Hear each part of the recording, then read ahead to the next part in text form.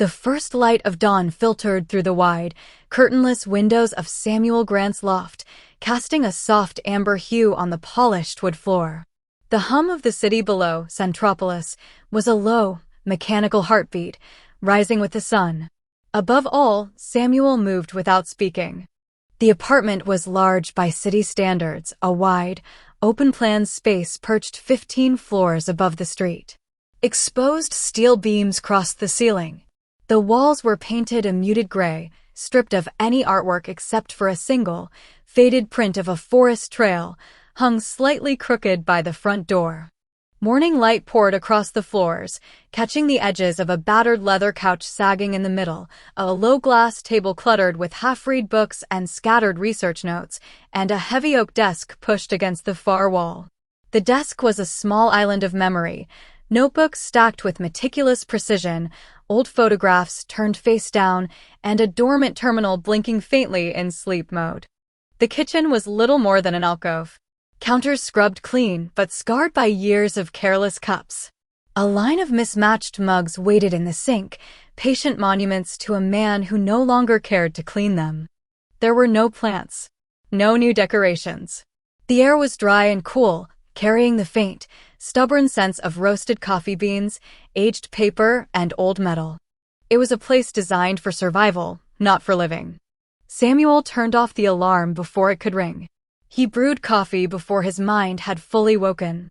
Every motion, measured, mechanical, was a ritual designed not to disturb the ghost that lived in his heart.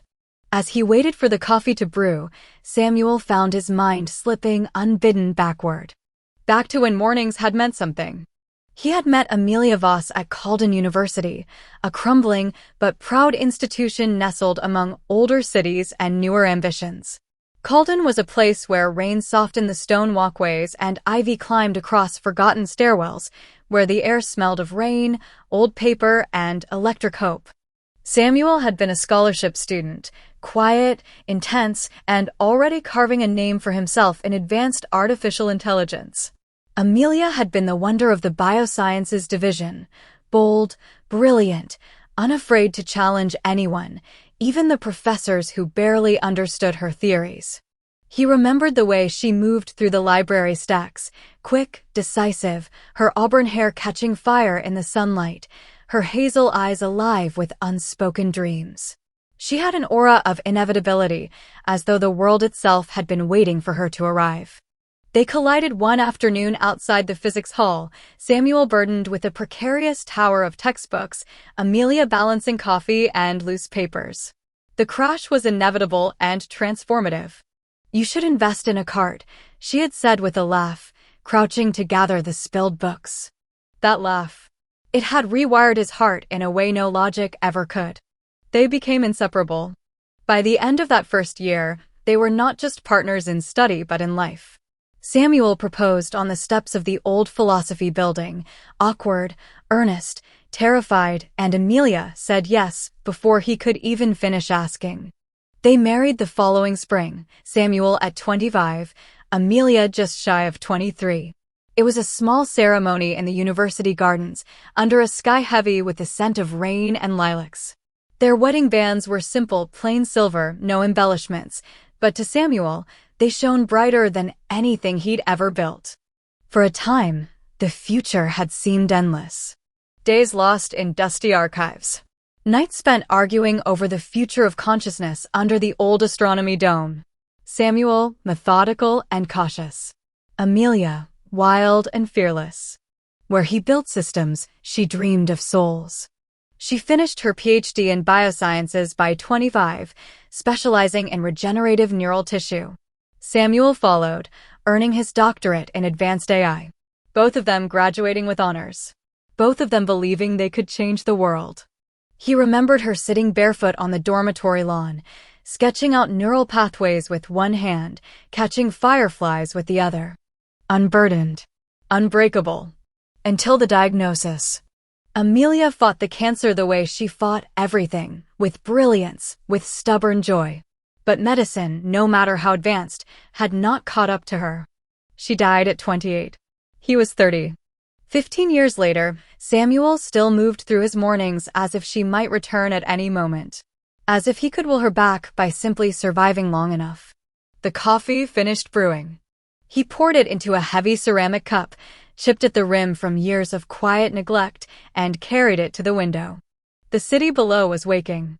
Muted sounds drifted up through the thick pane of glass, the distant blare of a siren slicing through the morning haze, the low rumble of early delivery trams grinding along elevated rails, the soft electronic warble of holographic advertisements rebooting into motion. Hover trams hissed between the towers, leaving silver trails in the neon mist. Automated delivery drones zipped between rooftops, blinking with impatient red lights. On the sidewalks below, the first scattered currents of humanity stirred, early workers hunched in thick coats, merchants rolling open battered storefront gates, a child darting after a loose ball as a holographic crossing light flickered from green to red. From up here, 15 stories above the concrete tides, Centropolis almost looked beautiful. Manageable. But Samuel knew better. Soon he would descend 15 floors, 15 years, a lifetime, into the machinery of a world that no longer recognized him. He drained the last of his coffee, the warmth already fading from the cup. With a small sigh, he placed the empty mug into the sink, joining the silent congregation already waiting there. He grabbed his worn leather bag, stuffed with notebooks, crumpled research papers, and the debris of old ambitions, and slung it over his shoulder. Time to be swallowed up by the city, just like everyone else. The apartment around him buzzed faintly with distant city noise, a low, constant pressure he had long ago stopped noticing. The air smelled of roasted beans and something colder, sterile steel, paper files, and memory sharpened by time. On the far shelf, encased in glass, sat the soul stone. It didn't glow. Not yet. But even dormant, it pulsed with a presence Samuel could feel, like a heart beating too faintly to hear, yet too strongly to ignore. The surface was smooth as river stone, dark as old blood, threaded with hairline cracks that shimmered faintly when the light caught them. He paused for a moment, staring into the glass case. Still here, he thought. Still waiting. He left the loft and descended into the pulse of Centropolis. At the lobby door, Frank was already waiting, stooped, in a faded uniform that once fitted proudly but now sagged against aging shoulders. His thinning hair was neatly combed. His shoes were shined, as if clinging to some stubborn dignity the city had long forgotten. "Morning, Dr. Grant," Frank said, offering a small, familiar smile. His voice was worn and gravelly, softened by years. "Morning, Frank," Samuel murmured, accepting the newspaper with a slight nod. He lingered this time. "How's Martha?" Samuel asked. Frank's smile faltered, then lifted again. "Still telling me how to do everything wrong. Bless her." Samuel almost smiled. "She's lucky to have you." "And I'm lucky she still puts up with me," Frank chuckled, coughing lightly into his fist. "Heading to the lab?" Samuel nodded. "Every day." "Don't let them machines turn you into one of them," Frank said, a ritual exchange between them. "I'll try," Samuel said. They shared a brief, wordless moment, an understanding between two men clinging to something the world was trying to erase. Samuel stepped toward the door. At the corner, under the sagging awning of a half-collapsed storefront, sat a woman wrapped in a thin, threadbare blanket, her dog curled protectively against her side. Samuel's gaze lingered for a moment. He recognized her, the quiet resilience in her posture, the way she shielded her dog with what little she had. But he didn't stop. Not yet. There would be time for that. Soon. He tugged his coat tighter against the chill and continued on into the city's growing hum. The city shimmered beyond the glass and steel, towers rising like frozen monoliths, holograms bleeding neon into the mist. He walked with his head down, carrying something heavier than the bag on his shoulder. And yet, it was the past he carried. As he turned another corner, he whispered under his breath, soft enough that only memory could hear. "I'm going to bring you back. I promise." The air outside was thicker than it looked. Samuel stepped into the moving veins of Centropolis, the crush of bodies flowing down the sidewalk, The staccato hiss of maglev trams sliding overhead, the crackle and pop of ancient hologram billboards struggling against the morning mist. The scent of fried bread and engine coolant tangled in the air, thick enough to taste. He adjusted the strap of his worn leather bag and moved with the crowd, not part of it, not quite apart from it. A ghost in a living machine. The sidewalks gleamed wet from a night's worth of misty rain, reflecting neon advertisements that flickered promises no one could afford. A vendor shouted prices in 3 languages. An old security drone buzzed overhead, its rusted shell coughing out static warnings about loitering. A hollow-eyed child threaded between the grown-ups, her coat 3 sizes too big, vanishing into the crowd before anyone could notice. 15 years ago, Samuel would have loved this, the hum of it, the life of it. Now, it felt like a carcass animated by habit. He passed a cracked plasma screen flashing news no one trusted, bold headlines about stock surges, quiet crawlers about new restrictions, the ever-present hum of controlled chaos. Just another day, Samuel thought. Another cycle of drudgery. Another 8 hours in the research wing, pretending the work mattered, pretending he wasn't slowly drowning under the weight of what he could no longer say aloud.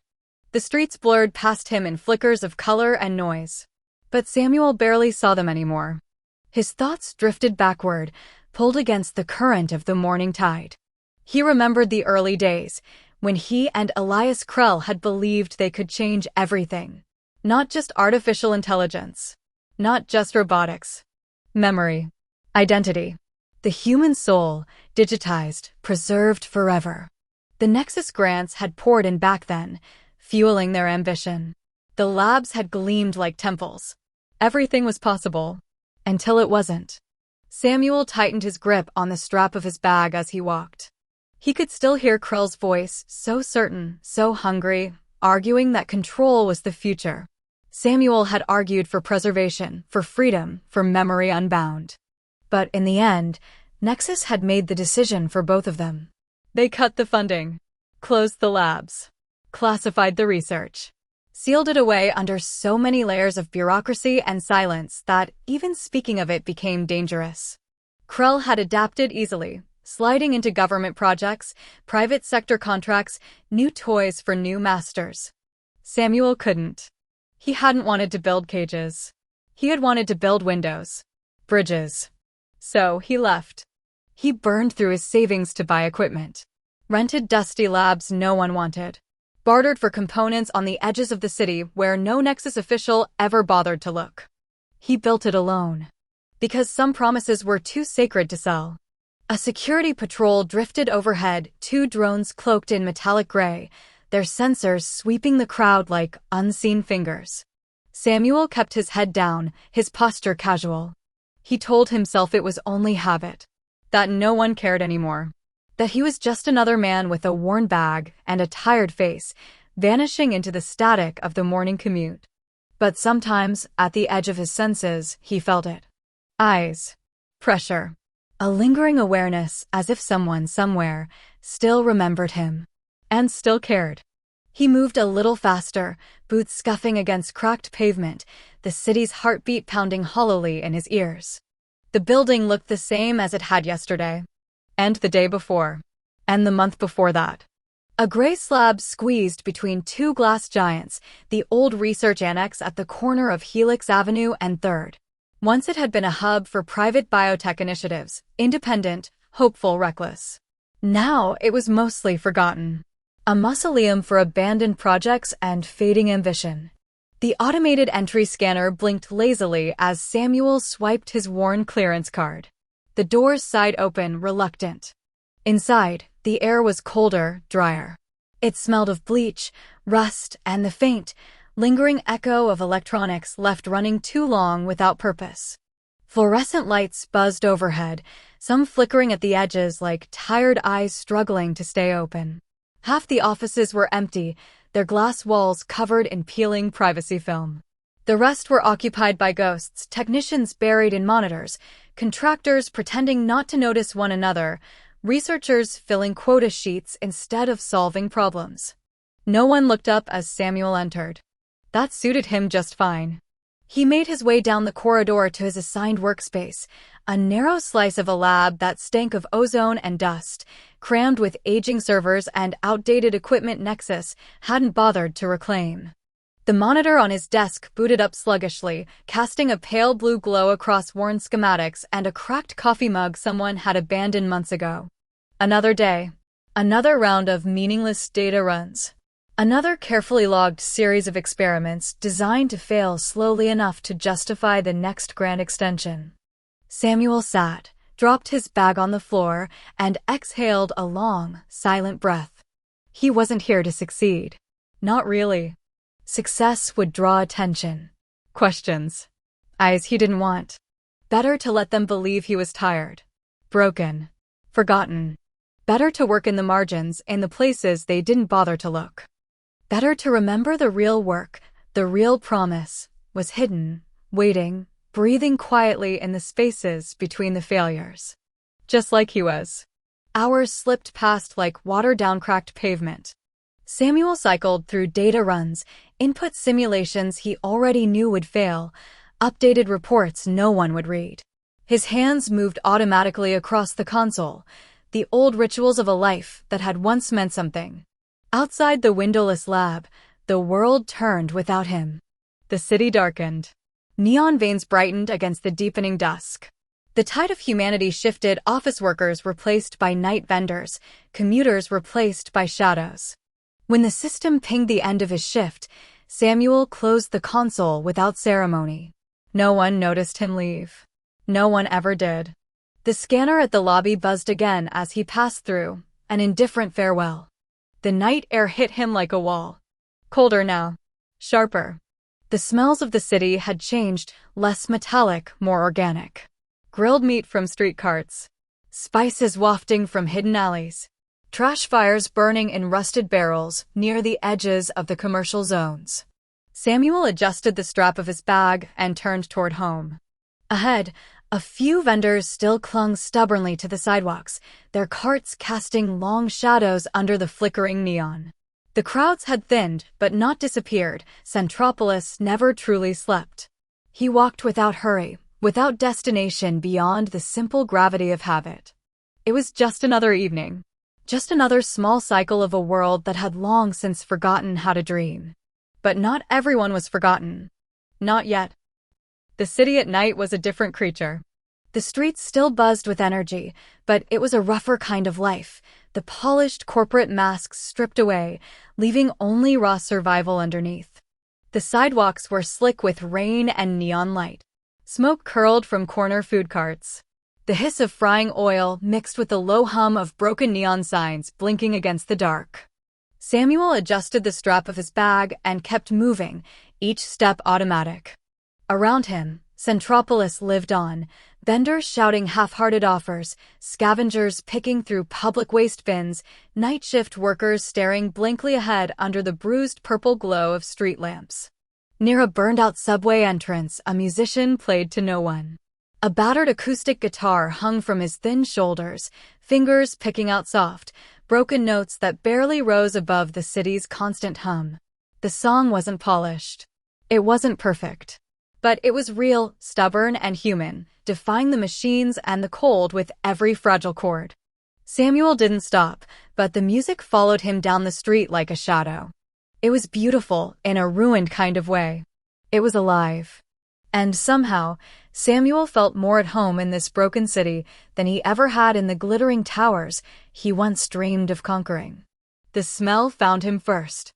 Grilled meat and spices, thick in the damp night air, cutting through the metallic tang of rain and neon.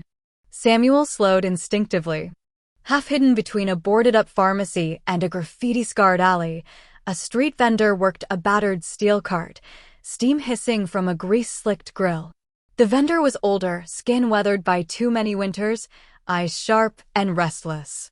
His cart sign blinked half-lit letters, hot meals, fast, and no questions. A small, stubborn crowd huddled near the cart, exchanging crumpled bills for wrapped paper packages. Transactions done in murmurs, quick and quiet. Samuel wasn't even hungry. He hadn't been for days, not really. But he found himself stepping forward anyway, his hand reaching for a few battered coins tucked deep in his coat pocket. Maybe someone else could use it. Maybe Jenny. He waited silently as the vendor wrapped a piece of grilled meat and a few roasted roots into a waxed paper bundle. 3 creds, the vendor rasped without looking up. Samuel handed over the coins without a word, the metal cold against his fingers. The vendor gave him a nod, a tired, universal thank you, and turned back to his grill, the cycle already repeating with the next hungry face. Samuel stepped away from the cart, the bundle warm against his palms. He hadn't decided what to do with it yet. Not fully. But the idea was there, small, stubborn, alive, nestled somewhere just beneath the armor of habit he wore. Samuel spotted them again under the battered awning, Jenny huddled in her threadbare blanket, Buff curled tightly against her side for warmth. For a moment, he stood there, the bundle of food cooling slowly in his hands. He almost turned away. It would be easier to pretend not to see, to keep walking, to stay safely numb. Instead, he crossed the street. Jenny noticed him first, her eyes wary but not unfriendly. Buff raised his head, sniffing the air, tail thumping once against the pavement. Samuel knelt without a word and held out the bundle. Jenny hesitated. Then, seeing no threat in him, she reached out and took it, her fingers brushing his glove. "You're not from around here," she said, voice dry as dust, but carrying a spark of humor. "Too clean. Too careful." Samuel managed the ghost of a smile. "Maybe I just hide it well." Jenny chuckled, a quiet, broken sound that somehow warmed the cold night. She unwrapped the bundle slowly, breaking off a piece of meat and handing it to Buff first, who accepted it with a grateful lick. "You hear about the warehouse?" she asked between bites, like it was the most natural thing in the world. Samuel shook his head. Jenny shrugged, pulling her blanket tighter. "Old distribution center down by the docks. Used to be dead quiet. Past few nights, lights on. Trucks coming and going. People who don't look like they belong." Her voice lowered a little, more serious now. "Whole street's been talking.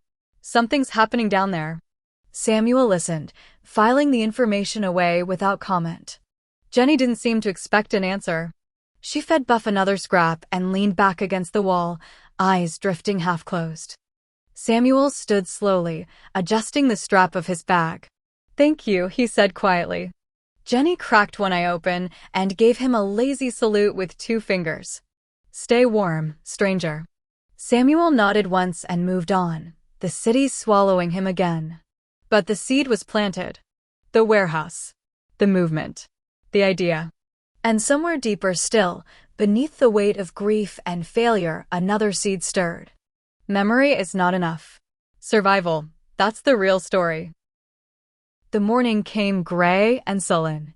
Samuel sat at the edge of his bed for a long moment, staring across the loft where faint lines of light cut through the window blinds. The city stirred beyond the glass, but it felt muted, as if even Centropolis was reluctant to wake. But Samuel was already awake inside and out. The decision had been made sometime during the long, sleepless night. No more drifting. No more mourning. It wasn't enough to remember her. It wasn't enough to grieve. He would bring her back. Somehow. He moved mechanically through his routine, shower, coffee, the tightening of his coat across his shoulders. Then, with steady hands, he crossed the loft to the far shelf where the soul stone waited. Encased in carbon glass, the stone pulsed faintly, a stubborn ember refusing to die.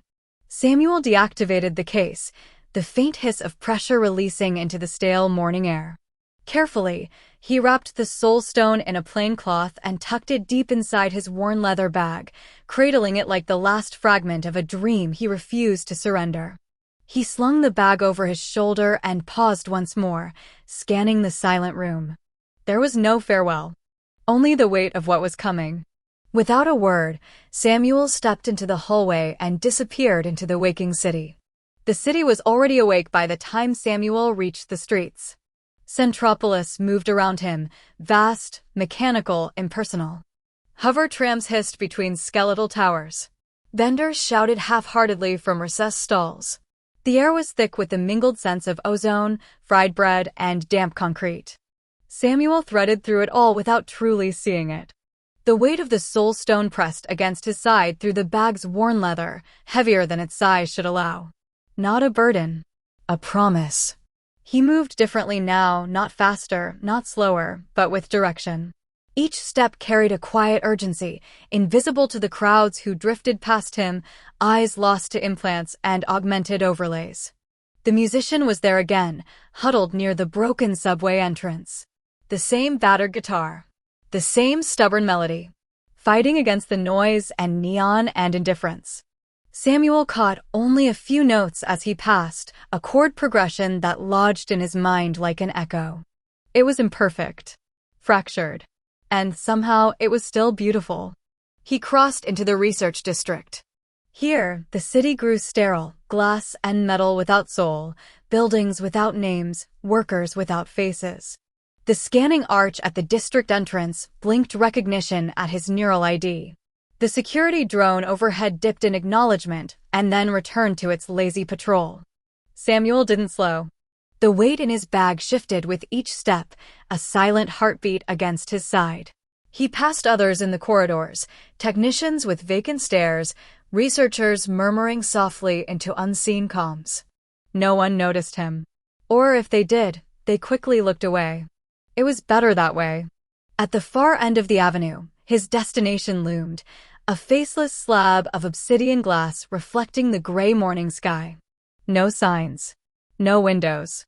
Only a narrow entrance slit barely visible to the untrained eye. Samuel placed his palm to the surface. A pulse of light scanned his hand. Access granted, Dr. Grant. The door dissolved into mist. He stepped inside, into the cold silence. The corridor lights flickered on as Samuel moved down the hallway, one by one, a sterile sunrise following his footsteps. The air inside the research annex was colder than the streets outside. Colder than memory. Every sound was amplified here, the soft scrape of his boots against carbon tile, the distant hum of dormant machines waiting for instructions that never came.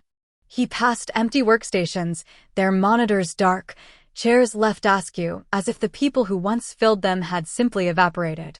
At the far end of the corridor, his lab door stood closed. Unmarked. Anonymous. Samuel reached for the biometric panel, then froze. In the polished steel of the door, a reflection stared back at him. Not just his own. Behind him, just for an instant, stood a woman. Her hand reaching out, her eyes heavy with sorrow and memory. Amelia. He spun around.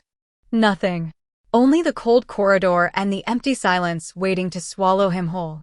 For a long moment, Samuel simply stood there, breathing in the sterile air, heart pounding harder than it should. Then slowly, deliberately, he pressed his palm to the panel. The door slid open with a sigh. Inside, the lab was unchanged. Sterile tables. Outdated terminals. Glass partitions scarred with years of ghost code from forgotten projects. But there, at the center of the room, was the only thing that mattered. He set his bag down carefully on the work table and, with a tenderness that surprised even himself, unwrapped the soul stone. It pulsed faintly in the low light, a heart still beating, a memory refusing to die. Samuel didn't speak. There was no need. He placed the soul stone on the table, angled it slightly toward the old analysis rig he hadn't used in months. The machines around him powered up one by one, as if sensing its presence, low hums filling the space like whispered promises. Samuel stood there for a moment longer, shoulders, mind heavier. He wasn't ready. Not yet. But he was no longer standing still. Something had begun.